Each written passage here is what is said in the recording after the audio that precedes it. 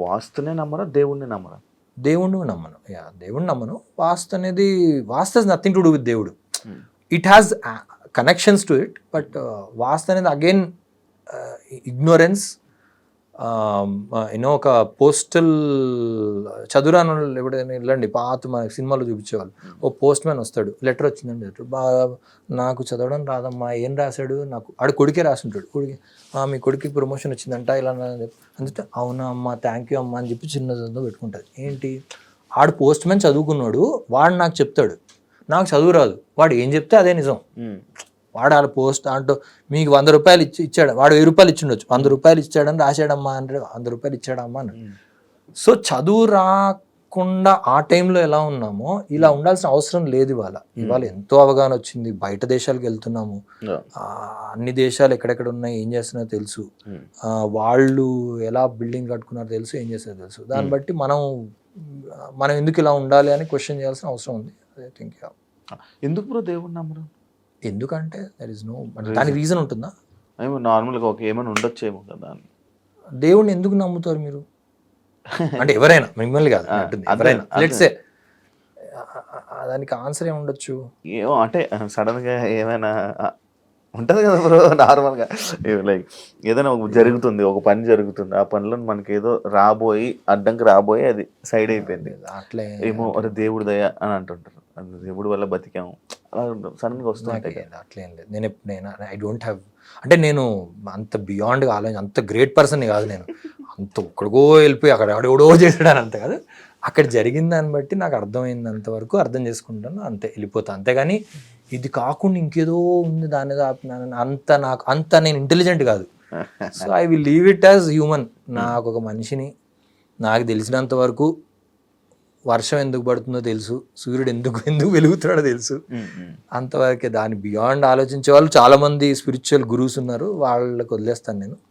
నాకు వచ్చినంత వరకు అయితే ఇంతే తెలుసు, ఇంతలోనే ఉంటాను నేను. దానికి ఆన్సర్ రేపు పొద్దున ఎవరన్నా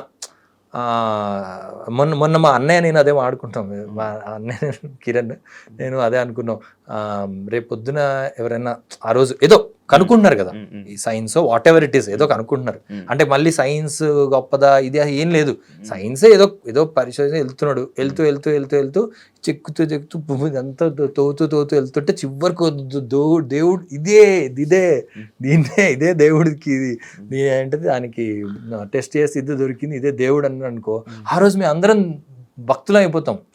either be it Christianity, be it Islam or be it this thing, అంటే ఇదేనా అని చెప్పి నేను దేవుడిని నమ్ముతాను. ఆ రోజు వరకు నాకైతే తెలియదు కదా, నేను ఎందుకు నమ్మాలి, నాకెవరు డబ్బులు ఇవ్వట్లేదు దానికి.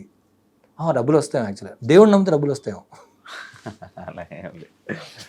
వర్క్ వస్తుందేమో, అదే అలా అనుకొని చేస్తే చేయాలి తప్ప, otherwise there is no necessary. If you don't need it then you don't like okay. అంటే మీరు అన్నట్టు వర్క్ వస్తుందేమో దేవుడి మూలాన అంటే అంటారు కదా.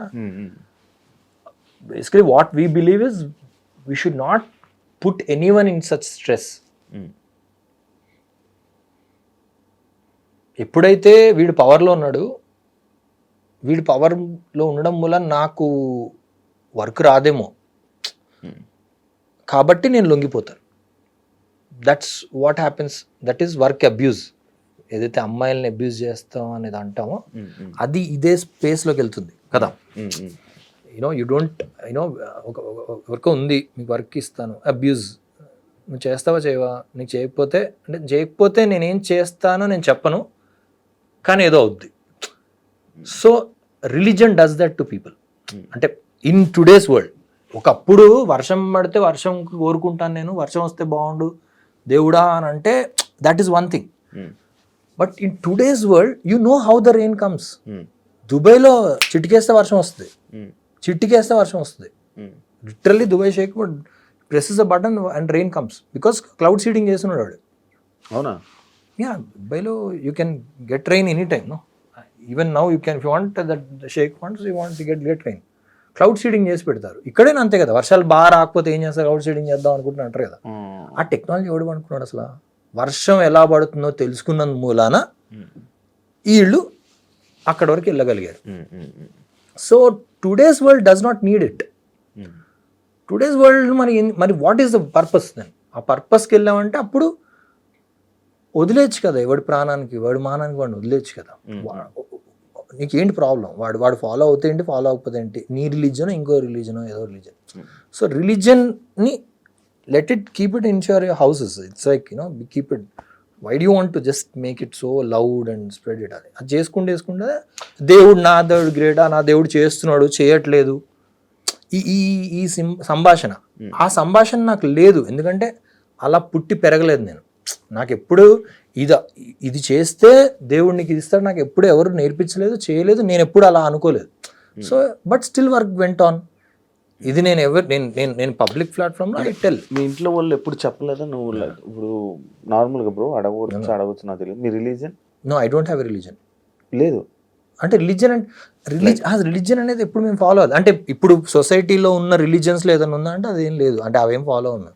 మీరేం ఫాలో ఎప్పుడు మీ ఇంట్లో వాళ్ళు ఎప్పుడు మీకు చెప్పలేదు మా దండం పెట్టుకో? అయ్యో అసలు ఇంకా ఏదన్నా పొరపాటు ఎవరన్నా దయ్యం గురించో లేకపోతే దేవుడి గురించో ఎక్కువ అవుతుంటే డైరెక్ట్ చెప్పరా వాళ్ళకి. అంటే బేసిక్ హ్యూమన్ మనిషి నేను, what is the problem with you, problem you having అని అడగమంటారు మా అమ్మ. దయ్యము నమ్మరు, దేవుడు నమ్మరు, రెండు నమ్మరు. ఓకే, రెండు నమ్మరు అంటే మరి ఇంకేమనలేదు. అలా పుట్టి పెరగలేదు, అట్లా పుట్టి పెరగలేదు.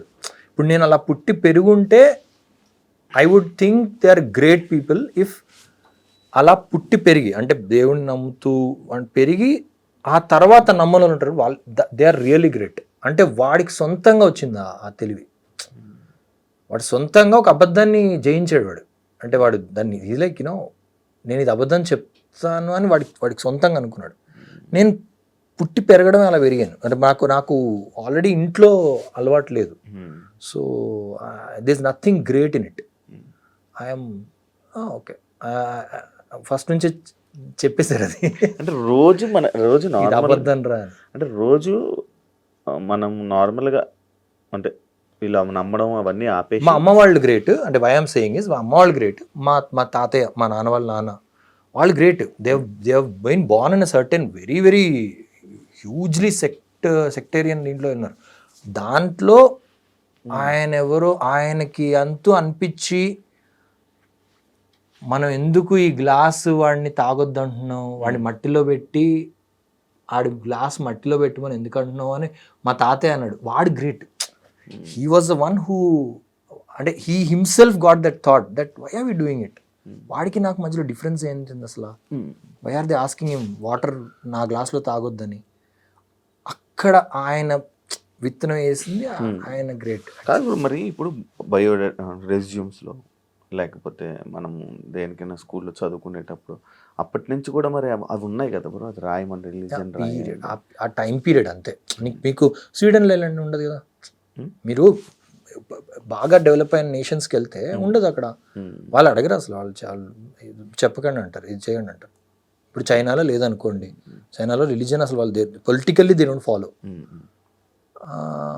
మరి వాళ్ళు ఎందుకు ఫాలో అవ్వట్లేదు అంటే అక్కడికి వెళ్ళారనుకోండి మీరు క్రిమినల్ అవుతారు. ఇక్కడ అనుకోండి, ఇక్కడ మనం క్వశ్చన్ చేయం, ఎందుకంటే మనకు అలా అలవాటు చేస్తారు. అదే అంటే నేను పుట్టి పెరిగాం అలా. మనం పుట్టి పెరగడం మూలన మనకి ఓహో ఇది నమ్మితే అవుతుందేమో అని అనుకుంటాం.